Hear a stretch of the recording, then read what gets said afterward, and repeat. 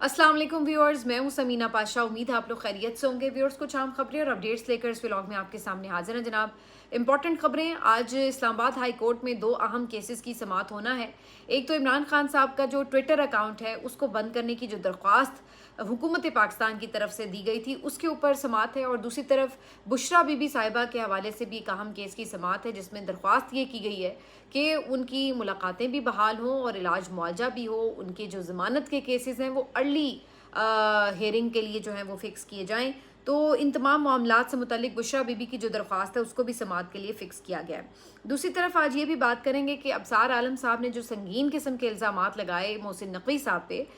उसका कोई जवाब नहीं आया। मोहसिन नकवी साहब ने कोई उसके ऊपर रिस्पॉन्स भी नहीं दिया, और ना ही अगर ये इल्ज़ामात गलत हैं तो अबसार आलम साहब के ख़िलाफ़ किसी किस्म की कोई कार्रवाई हुई है। जबकि अबसार आलम साहब अपने दावों के ऊपर ना सिर्फ के ये खड़े हुए हैं बल्कि उनके अपने जो फ्लैट के हवाले से बातें थी उन्होंने अपनी कुछ चीज़ें ज़रूर शेयर की हैं। और भी कई लोग हैं जिन्होंने अपने फ्लैट्स के हवाले से कुछ वजाहतें सोशल मीडिया पर आकर दी हैं, लेकिन अल्टीमेटली ये मामला ऐसा लग रहा है कि बस खूह खाते डालने की कोशिश है, और हुकूमत की तरफ से इसके ऊपर कोई वर्जन जो है वो सामने नहीं आया है। दूसरी तरफ पाकिस्तान तहरीक इंसाफ के जो अहम लोग हैं वो इस बात की तरफ बार बार इशारा कर रहे थे कि आखिर तहरीक तहफ़्फ़ुज़ आईन पाकिस्तान क्यों इस कदर खामोश है। तो उनकी तरफ से भी अलीमा खान साहिबा तो नहीं, लेकिन बहरहाल जो दो बहनें लाहौर में हैं यानी नौरीन खानम साहिबा और उज़्मा खान साहिबा, उनके साथ मुलाकात हुई है महमूद खान अरचकज़ई साहब की तहरीक तहफ़्फ़ुज़ आईन पाकिस्तान की क़यादत की, और उन्होंने जो एक तासुर था कि शायद बहनों के साथ कोई नाराज़गी है उसको ख़त्म भी किया है। तो ये तमाम चीज़ों के ऊपर आज के दिन गुफ्तगू होगी। आपसे रिक्वेस्ट है कि चैनल को सब्सक्राइब कर लें अगर अभी तक सब्सक्राइब नहीं किया। तो पहले बात कर लेते हैं कि जो अहम हेयरिंग होने जा रही है, तो कहानी बड़ी सादा है जी। इमरान खान साहब का ट्विटर अकाउंट बंद करने के लिए हुकूमत की तरफ से कोशिशें जारी थी। पहले तो उन्होंने ट्विटर को भी लिखा, उसके ऊपर भी कोई ख़ास अमल दरामद नहीं हो सका, तो उन्होंने अदालत का दरवाज़ा खटखटाया। मकसद ये था कि अदालत से एक फ़ैसला इस मुतालिक आ जाएगा तो उसके बाद वो ट्विटर इंतज़ामिया को उस फैसले की बुनियाद के ऊपर रिक्वेस्ट कर सकेंगे कि जी ये ट्विटर अकाउंट को ब्लॉक किया जाए। अब मज़ेदार बात यह है कि इसकी नौबत आने की ज़रूरत ही पेश नहीं आई, मुझे तो लग रहा है। उसकी वजह यह है कि ये तो अब दरख्वास्त ही इनफेक्टिव हो गई है। इमरान खान साहब का जो ट्विटर हैंडल है वो तो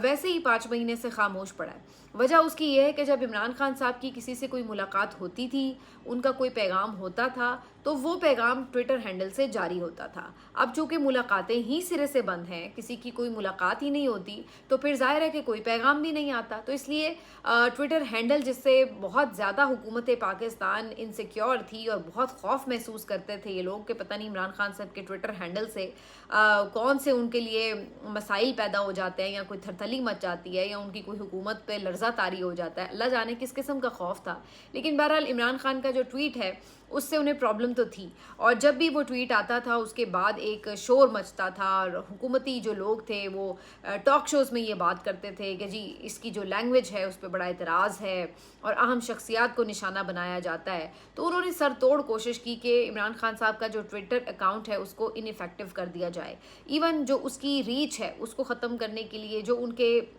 जो अपने लोग हैं पीटीआई के वो रीट्वीट करते थे, तो उनके ऊपर भी दबाव रहा कि जी आपने ये इमरान खान साहब के मैसेजेस को रीट्वीट नहीं करना, और उन्होंने आपने काफ़ी हद तक देखा कि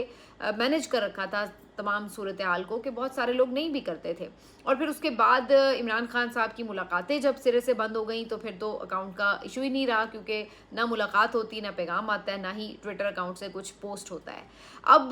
काफ़ी महीनों के वक्फे के बाद ये अकाउंट के ऊपर जो दरख्वास्त थी वो दोबारा से सुनने के लिए फ़िक्स हुई है, और जस्टिस सरबाब जो हैं वो इसको सुनेंगे। अच्छा, अब इसमें इंटरेस्टिंग बात यह है कि मुझे बहुत ज़्यादा नहीं नज़र आ रहा कि कोई बहुत तेज़ी से कार्रवाई आगे बढ़ेगी। उसकी वजह ये है कि जो मैंने बताई कि उन्होंने इस तरह नहीं तो दूसरी तरह उसको बंद कर दिया है। जब मुलाकात नहीं होगी तो ज़ाहिर पैगाम नहीं आ रहा, तो उन्होंने इस अंदाज से उसको बंद कर लिया है। लेकिन अगर मुस्तकबिल में कभी इमरान खान साहब की मुलाकातें बहाल हुई तो उसके अंदर फिर इस बात को इन्होंने इंश्योर करना है कि जो इमरान खान साहब का पैगाम है वो या तो फ़िल्टर्ड पैगाम हो और कुछ बहुत ही जेनेरिक सा पैगाम जो है वो अगर जारी हो, या फिर वो भी सिरे से ना हो सकता है कि ये भी कहीं ना कहीं इमरान खान साहब की मुलाकातें बहाल करने में कोई एक शर्त हो कि इमरान खान साहब के ट्विटर से कोई पैगाम जारी नहीं होगा, कोई सख्त पैगाम तो बिल्कुल ही जारी नहीं होगा। तो बिल्कुल ये ऐन मुमकिन है कि इस तरह की कोई शर्त भी बीच में हो मौजूद कहीं। और दूसरी तरफ अब ये ज़ाहिर है जो इसके ऊपर मामला है, यानी कि अदालत की समाअत का, उसमें भी देख लेंगे कि क्या पेशरफ्त होनी है। मुझे तो कोई ख़ास नज़र नहीं आ रही। दूसरी तरफ बुशरा बीबी साहिबा का जो मामला है उसके ऊपर अलग से दरख्वास्त दायर की गई थी कि उनसे मुलाकातें बहाल हों, उनकी जो मेडिकल कंडीशन है उसके हवाले से उनको अस्पताल मुंतकिल किया जाए और उनका इलाज मुआवजा हो सके। उनकी फैमिली की तरफ से भी इसके ऊपर अलग से जो है वो इस्तदा की गई है। तो अब इस मामले के ऊपर केस हेयरिंग के लिए फ़िक्स हो गया है। ये एक अच्छी पेशरफ्त है कम अज़ कम पीटीआई की, यानी अगर ये कोई इस तरह की चीज़ होती है कि उस पर बुशरा बीबी साहिबा को कोई रिलीफ मिलता है तो मेरा ख्याल है ये बड़ा अच्छा मामला होगा। अल्लाह करे कि ऐसा हो। लेकिन जैसे मैंने कहा कि मुझे इसमें भी कोई बहुत तेज़ी से पेशरफ्त होती नज़र नहीं आ रही, और ऐन मुमकिन है कि अभी बस सिर्फ नोटिसेज और जवाब तलब कर लिया जाए, चले जी जेल इंतज़ामिया बता दे या कोई हुकूमत की तरफ से जवाब आ जाए, तो कोई इसके किस्म की मैक्सिमम इसमें कार्रवाई होगी। अगर कोई ये सोच रहा है कि कोई फौरी अहकामात आ जाएंगे या कोई बड़ा क्लियर ऑर्डर आ जाएगा अदालत की तरफ से, फ़िलहाल मुझे इन दोनों केसेस में ऐसा कुछ दिखाई नहीं दे रहा। बाकी जो एक अहम मामला है वो ये कि इन तमाम चीज़ों के ऊपर दोबारा से पीटीआई क़यादत कुछ कोशिश कर रही है कि गुफ्तगू हो, और तहरीक तहफ़्फ़ुज़ आईन पाकिस्तान ने भी कुछ एक्टिविटी दिखाई है। तो महमूद खान अचकज़ई साहब लाहौर के दौरे पे गए हुए थे और उन्होंने वहाँ पे नौरीन खानम साहिबा और उज़्मा खान साहिबा दोनों के साथ मुलाकात भी की, इमरान खान साहब की बहनों के साथ। और ये मुलाकात भी उनकी एक गैप के बाद हुई है, जिस दौरान ये काफ़ी ज़्यादा ख़बरें थी कि इनके दरमियान आपस में कोई जो है वो इख्तलाफात हो गए हैं, और इसी वजह से जो है इस वक्त इमरान खान साहब के धरने के लिए जब बैठती हैं दोनों बहनें या बल्कि तीनों बहनें, तो वहाँ पे भी क़यादत नज़र नहीं आती। वरना आपको याद होगा कि शुरू में अलीमा खान साहिबा जब ये धरना दिया करती थी तो रात 12-12 बजे तक भी अल्लामा राजा नासिर अब्बास साहब या महमूद अचकज़ई साहब उनके साथ मौजूद होते थे, और वो कहते थे कि हम इमरान खान की बहनों को अकेला नहीं छोड़ सकते।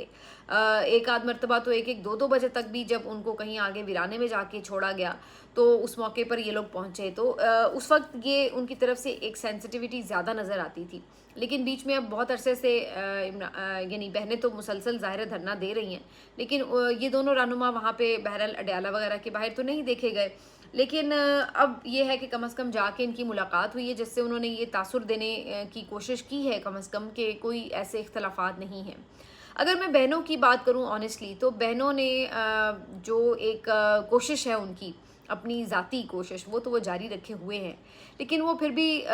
बेशक उनको कितने भी गिले शिकवे हों क़यादत से, वो बेचारी फिर भी कोशिश ये करती हैं कि बहुत ज़्यादा कोई सख्त बात ना करें, और वो ये भी कोशिश करती हैं कि कोई ऐसी बात ना करें जिसकी वजह से कोई डिवीज़न क्रिएट हो। मसलन अभी 2-3 दिन पहले एक स्पेस सेशन था और उसमें अलीमा खान साहिबा ने तो शिरकत नहीं की थी, लेकिन उज़्मा खान साहिबा और नौरीन खानम साहिबा जो हैं, इन दोनों बहनों ने शिरकत की, और वहाँ पे स्पेस में इनके काफ़ी कारकुनान वगैरह के सवालात थे, उनके जवाब भी दिए। अब ज़ाहिर है कारकुनों का तो, सोशल मीडिया एक्टिविस्ट का तो आपको पता है कि वो बहुत गुस्से में है, तो काफ़ी वो शदीद तनकीद भी करते हैं, सख्त अल्फाज भी इस्तेमाल कर लेते हैं। लेकिन बहनों ने उन्हें हमेशा जवाब जो दिए हैं उनमें थोड़ा सा उनको कूल डाउन करने की कोशिश की, उन्हें समझाने की कोशिश की कि इख्तलाफात सूट नहीं करते और अपनी ही हुकूमत के ऊपर आप तनकीद ना करें। बल्कि जो लॉन्ग मार्चेस की बात हो रही थी कि अहमद ख़ान न्याज़ी साहब अपना कोई लॉन्ग मार्च जो है वो अलग से निकालना चाहते हैं, वो भी खैबर पख्तूनख्वा की हदूद के अंदर, उन हवालों से भी उन्होंने कहा कि ऐसा ना करें, ये तो ऐसा लगेगा कि आप अपनी ही हुकूमत के ख़िलाफ़ जो है वो लॉन्ग मार्च कर रहे हैं। तो जो भी आपने हिकमत अमली बनानी है वो एक ही स्ट्रैटेजी होनी चाहिए और इत्तेहाद कायम रखें। ये अलग बात है कि कुछ सवालों के जवाब में उन्होंने ये बातें कही कि जो पार्टी लीडरशिप है उनको आना चाहिए, और अडयाला में अगर सब पहुंचेंगे तो ही एक प्रेशर बनेगा। उनका ये भी कहना था कि जो पार्टी लीडरशिप है उनको उस तरह से नहीं ट्रीट करती पुलिस जिस तरह से आम कारकुन बेचारे को तो डंडे भी मारते हैं, गिरफ्तारियां कर लेते हैं, बदतमीज़ी करते हैं उनके साथ। लेकिन अगर MNAs MPAs मौजूद हों वहाँ पर तो ज़ाहिर है उनके साथ उस तरह का सलूक नहीं वो करते। तो उनका ये कहना था कि अगर वो लोग खुद मौजूद हों तो उनके होने से एक फ़र्क अलग सा पड़ेगा, और ज़ाहिर है उनको देख के फिर और वर्कर्स वगैरह भी आते हैं और उनके साथ जो है वो एक बड़ी तादाद कारकुनों की आ जाती है, जिससे ऑटोमेटिकली एक नज़र आता है कि भाई इतने लोग बैठे हुए हैं, तो एक प्रेशर बिल्डअप हो सकता है। तो बहनों का ये ख्याल है कि एक अडयाला के बाहर बड़ा प्रेशर होगा, लोगों का मौजूद होगा, तो ऑटोमेटिकली हुकूमत मुलाकात करवाने पर मजबूर होगी। लेकिन दूसरी तरफ जो पीटीआई लीडरशिप है वो बहनों के इस तरह के मुतालबे के जवाब में कोई जवाब तो नहीं देती, लेकिन ये ज़रूर है कि उसके बावजूद भी वो बहुत बड़ी तादाद में वहाँ पे दिखाई नहीं देते। अब वो क्या वजूहात हैं उसके ऊपर एक अलग से व्लॉग करना पड़ेगा, और इसके ऊपर कई चीज़ें जो हैं वो हम बात करते भी रहते हैं। लेकिन महमूद खान नचकज़ई साहब ने कम अज़ कम ये कोशिश ज़रूर की है कि ये तासुर दिया है कि जी बहनों के साथ मामला ठीक हैं। तो मेरा जो पॉइंट था ये सारी गुफ्तगू का, उसमें ये था कि बहनें तो ज़ाहिर है उन्हें पता है कि उनका भाई मुश्किल में है, उनकी पार्टी है, उनके भी अपने मसाइल हैं, लेकिन वो फिर भी एक सब्र और हौसले के साथ सबको सुनती भी हैं, सबको स्पेस भी देती हैं और उनकी मजबूरियां भी समझती हैं, और उसके साथ फिर भी सबको हौसला भी देती हैं।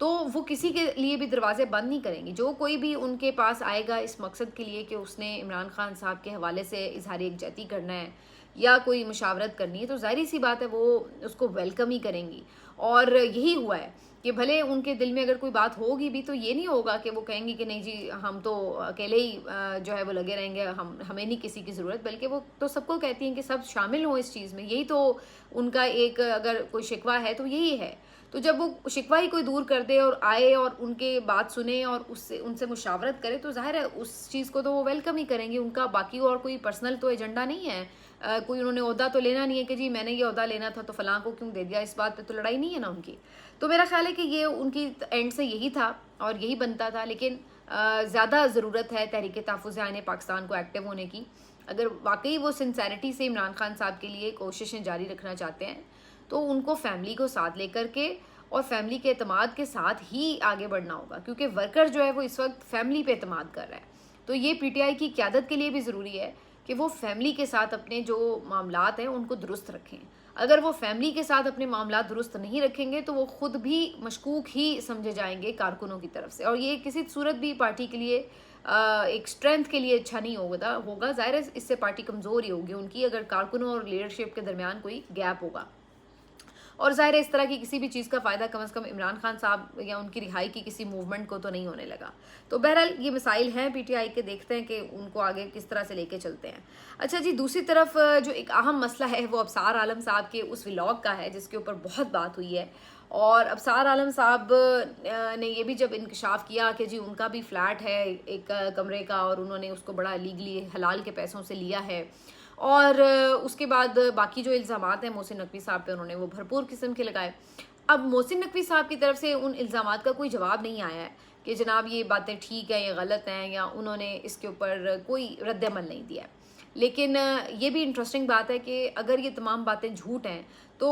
हम ये भी देखते हैं कि यहाँ तो सच्ची जो रिपोर्टिंग है वो बर्दाश्त होती नहीं है, और लोग जो है वो पीका के तहत उठा लिए जाते हैं, मुकदमात बन जाते हैं। लेकिन अगर अबसार आलम साहब के इल्ज़ामात इतने खौफनाक इल्ज़ामात थे जिसमें वो इवन ये तक कह रहे हैं कि जी रेंजर्स को आपने इस्तेमाल किया और फ़ौज का नाम लेकर आप जजों के साथ अप्रोच कर रहे थे और मनी लॉन्ड्रिंग का भी इल्ज़ाम लगा दिया, और बहुत उनके ऊपर संगीन इल्ज़ामात आयद करके उन्होंने ये बातें की हैं। लेकिन अगर ये तमाम बातें झूठ हैं तो फिर तो हम ये देख रहे होते हैं कि हाँ जी अबसार आलम साहब के खिलाफ भी कोई पीका हरकत में आया हुआ होता है कि भाई आपने इतने बड़े बड़े इल्ज़ामात लगाए हैं, झूठी खबर दी है, तो आप उस चीज़ के ऊपर उस तरह की कार्रवाई देखते जैसे कि हम देखते हैं कि जो हुकूमत के तनकीद करने वाले सहाफ़ी हैं उनके साथ जो कुछ हो रहा है। आपको याद होगा वो खुर्रम इकबाल का केस जिसमें हम टीवी के जो एक प्रोड्यूसर हैं उन्होंने एक मरियम नवाज साहिबा की जो उनकी जेन्युइनली एक स्लिप ऑफ टंग था उसकी वीडियो जो है वो लगाई थी, और उसके ऊपर उन्हें उठा के ले गए थे कि जनाब आपने वो वीडियो पोस्ट क्यों की है। तो वहाँ तो गलती भी मरियम नवाज साहिबा की थी लेकिन उनको उठा के ले गए थे। तो यहाँ पे अबसार आलम साहब बकायमी होशो आवाज़ जो है वो इतने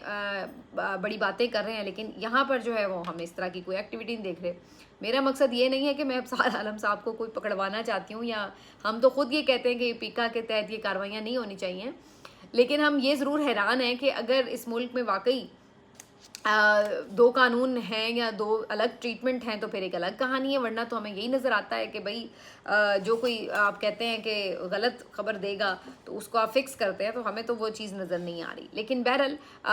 इन इल्ज़ामात के जवाब तो आने चाहिए मोहसिन नकवी साहब की तरफ से। वैसे बहुत से लोग अप्रिशिएट भी कर रहे हैं कि कम से कम किसी ने इतनी जुर्रत तो की कि मोहसिन नकवी साहब के ऊपर बात करे, वरना तो हालात ये हैं कि मोहसिन नकवी साहब चाहे क्रिकेट के साथ जो मर्जी करें, चाहे वजारत दाखिला के अंडर उन्होंने जो कुछ भी किया है, उसके बावजूद भी कोई उनके खिलाफ बात तक नहीं करता, और कोई उनका हामी या कोई सहाफ़ी तो दूर की बात है, इवन जो मुखालिफिन हैं, अपोजिशन के लोग हैं, वो तक नहीं ये मोहसिन नकवी साहब के ख़िलाफ़ खुल के कोई बात करते, क्योंकि उनका असर रसूख बहुत गहरा है और इस चीज़ के ऊपर सबको पता है कि भाई हमें बड़ा भुगतना पड़ेगा। तो ये वाली सूरत हाल है। लेकिन इस माहौल में भी अगर अफसार आलम साहब ने इतनी डेयर किया है कि इतनी बातें की हैं, तो बहुत सारे लोग इस बात पे बड़े हैरान भी हैं। लेकिन अफसार आलम साहब ने अपने हद तक अपने फ़्लैट के हवाले से काफ़ी चीज़ें सोशल मीडिया पर शेयर की हैं कि उन्होंने कब कब कैसे कितने पैसों में वो फ़्लैट लिया, भी उसको डिक्लेयर भी किया, टैक्सेस भी पे किए वगैरह वगैरह। तो वो उन्होंने सारे अपनी चीज़ें जो हैं वो शेयर की हैं। कई और लोग भी हैं, ख्वाजा साद रफ़ीक का नाम आ रहा था और उनके बारे में तो कहा जा रहा था कि उनके कई सारे फ़्लैट्स हैं, लेकिन उन्होंने भी आके इसके ऊपर तरदीद की और उन्होंने बताया कि उनका कोई किसी फ़्लैट से ताल्लुक़ नहीं है और ये बिल्कुल बेबुनियाद ख़बर है। इसके अलावा हमाद अज़हर साहब ने भी ट्विटर पे आके बताया कि उनका एक ये फ़्लैट है, लेकिन वो ख़ुद अकेले उसको ओन नहीं करे, बल्कि किसी के साथ आपने मिल के उन्होंने लिया हुआ है। तो उन्होंने भी इसकी कही है, सारी तरतीब बताई है कि जी मैंने कब कब कैसे कैसे लिया, और वो क्लियर है और कोई उनका ऐसे कोई ड्यूज़ नहीं है।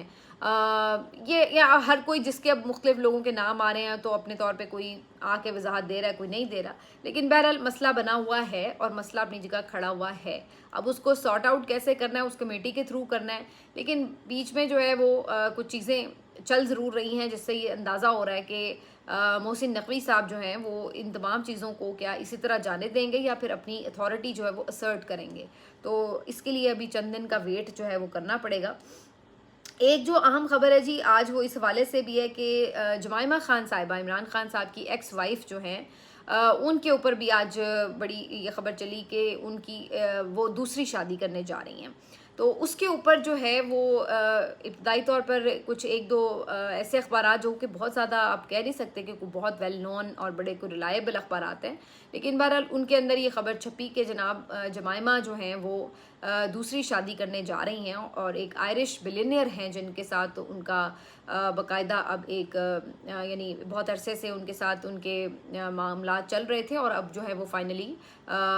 शादी करेंगे स्विट्ज़रलैंड में अगले चंद हफ्तों के दौरान। अभी तक जमाइमा की तरफ से इसकी कोई तरदीद नहीं आई। अलबत्ता अगर ये खबर गलत भी होती तो शायद वो तरदीद कर देती, लेकिन ऐसी कोई तरदीद नहीं आई।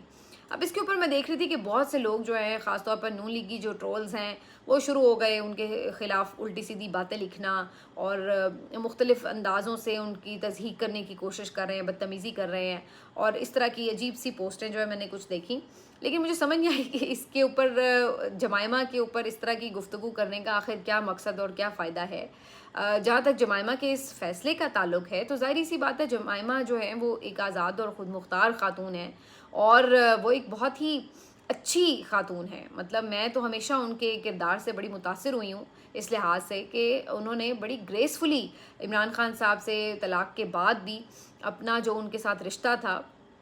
उसकी एक हुर्मत बरकरार रखी, और इमरान खान साहब के बच्चों की उन्होंने बहुत अच्छे से परवरिश भी की, और अब वो बच्चे माशाल्लाह बड़े हो गए हैं, जवान हो गए हैं। उसके बाद वो अपना साथ साथ करियर भी काम अपना बनाती रहीं, जैसे कि आपको पता है वो डॉक्यूमेंट्रीज़ भी बनाती हैं, स्क्रीन वो राइटर भी हैं वगैरह, तो वो अपना उसमें काम भी करती रहीं। और उसके बाद अगर अब उनको लगता है कि उन्हें आगे बढ़ना चाहिए लाइफ में, तो इसमें कोई मुज़ायका नहीं है। इमरान खान साहब ने भी जमाइमा से शादी के बाद तलाक़ के बाद 2 मज़ीद शादियाँ की हैं, वो भी अपनी लाइफ में आगे बढ़े हैं, तो जमाइमा का भी पूरा हक़ है कि वो भी अपनी लाइफ में आगे बढ़ जाएं। और अब तो वो अपनी जिस तरह से एक होता है कि भाई आपके बच्चे हैं, उनको भी आपने रेज़ कर लिया है, अपनी रिस्पॉन्सिबिलिटी, तो इसमें आखिर प्रॉब्लम किसी को क्या है? मुझे नहीं समझ में आया कि किस बात पे आप उन पे तनकीद कर रहे हैं कि वो शादी क्यों कर रही हैं। तो ज़ाहिर सी बात है उनका हक़ है और बहुत अच्छी बात है अगर वो शादी कर रही हैं। और मेरे ख़्याल से ऐसी ग्रेसफुल ख़ातून है वो कि वो हर रिश्ते को निभाना, उसकी हुर्मत का पास रखना उनको पता है। और बेहद यानी उन्होंने बल्कि फिर भी मैं तो कहूँगी कि तलाक होने के बावजूद भी उन्होंने इमरान खान साहब के मुश्किल वक्त में उनका साथ भी दिया है। तो बहरहाल जी ये खबर भी एक काफ़ी ज़्यादा डिस्कशन में थी। आखिर में थोड़ी सी बात कर लेते हैं इमरान खान साहब के दो मुतासरीन इकरारुल हसन और जवाद अहमद की भी। जवाद अहमद साहब जो हैं उन्होंने एक वो मीडिया कन्वेंशन रखा हुआ था जिसमें वो कहे थे कि बिजली के मसाइल के ऊपर बात करेंगे कि बिजली का मसला जो है वो कैसे हल हो। तो उन्होंने बड़ी दिलचस्प बात वहाँ पे की और कहा कि जी सिर्फ दो ही लोग जो हैं वो बिजली का मसला हल कर सकते हैं, या तो एक फील्ड मार्शल आसिम मुनीर साहब और दूसरे जवाद अहमद साहब। तो मुझे हंसी भी आई कि जवाद अहमद साहब जो हैं वो बड़े सियाने हैं और उनको पता है कि उन्होंने किस तरह से सरवाइव भी करना है और किस तरह से खुश भी रखना है निज़ाम को। और दूसरी बात ये कि ये बड़ी मज़ाक़ ख़ेज़ बात है कि वो कह रहे हैं कि जी वो बिजली का मसला हल कर लेंगे। और उनके भी अगर आप ऐसे वो कन्वेंशन में देखें कि कितने लोग थे, और इसी तरह मैं जवाद के साथ साथ वो इकरार की भी एक वीडियो देख रही थी। तौनसा में उन्होंने कोई ख़िताब किया है और वहाँ पे बिल्कुल सारा पंडाल खाली है। हालांकि वो बहुत ही कुछ छोटी सी जगह थी, लेकिन उसके बावजूद भी वहाँ पे कोई खातिर खा हाजरीन की तादाद नहीं थी और इकरार जो है वो बिल्कुल अपने आसपास ही चंद खड़े लोगों से खिताब कर रहे थे। और मैं ये सोच रही थी कि ये वो लोग हैं जिनको ये ख्याल है कि वो इस जोम में मुब्तला हैं कि उनकी बहुत पॉपुलैरिटी है और बहुत लोग उनसे इंस्पायर्ड हैं, लेकिन ये तो आप कह सकते हैं कि जब वो अपनी अपनी फील्ड में काम कर रहे थे, मसलन जब जवाद अहमद सिर्फ सिंगिंग कर रहे थे तो वाकई उनकी एक फ़ैन फॉलोइंग थी। इकरार जब तक अपना करियर जो है वो सरेआम के साथ चला रहे थे और ARY पे काम करते तो उनकी एक फॉलोइंग थी, लेकिन जब वो इस मैदान में आए हैं सियासत में तो उन्होंने जो रास्ता अपनाया कि चलो जी हम एक ऐसे बंदे को जो है वो निशाने पर रख लें जो पहले से ही बेचारा निशाने पर है या जो पहले से ही एक जालिम का शिकार है, एक सिंपैथी एलिमेंट ऑलरेडी अवाम का उसके साथ है, और वहाँ पर आप बजाय इसके कि उन लोगों को हदफ़े तनकीद बनाएं जो कि जुल्म कर रहे हैं, जो कि प्रॉब्लम का इस वक्त प्रॉब्लम्स जो है उनकी वजह से क्रिएट हुई हैं, या जिन्होंने मैंडेट चोरी किया है या जो इस वक्त पावर में हैं और पावर का गलत इस्तेमाल कर रहे हैं, तो आप उनको चैलेंज करते हैं, ना कि आप ऐसे लोगों को चैलेंज करें जो बेचारे पहले छुपते फिर रहे हैं या जेल में पड़े हुए हैं और आप उनके ऊपर आके तनकीद कर रहे हैं। तो ये तो आप ना भी सियासतदान हो तो आपको जचता ही नहीं है कि यार आप कमज़ोर के ऊपर आके जिसको पहले ही सारे मार रहे हैं आप भी दो जूते आके उसी को मारने शुरू कर दें, तो भाई आपकी कौन सुनेगा। तो यही हाल इन लोगों का हुआ है। अब ये खुद अपनी मर्जी से इनकी चॉइस थी इस तरह की सियासत करना या ये किसी एजेंडे पर थे, ये तो अल्लाह बेहतर जानता है, लेकिन बहरहाल जो इनका आगाज़ है वो तो काफ़ी मायूस कुन हुआ है। और मुझे तो नहीं ऐसा लगा कि कहीं पे कोई बहुत ज़्यादा अभी फ़िलहाल तो नहीं कह सकते, लेकिन बहरहाल कोई पोटेंशियल फ़िलहाल तो दिखाई नहीं दे रहा। और अब मुझे लगता है कि ये लोग सोचने पे मजबूर होंगे ज़रूर कि हमें थोड़ी सी अपनी स्ट्रैटेजी चेंज करने की ज़रूरत है। मिलते हैं आपसे अगले व्लॉग में, अपना ख्याल रखिए, अल्लाह हाफ़िज़।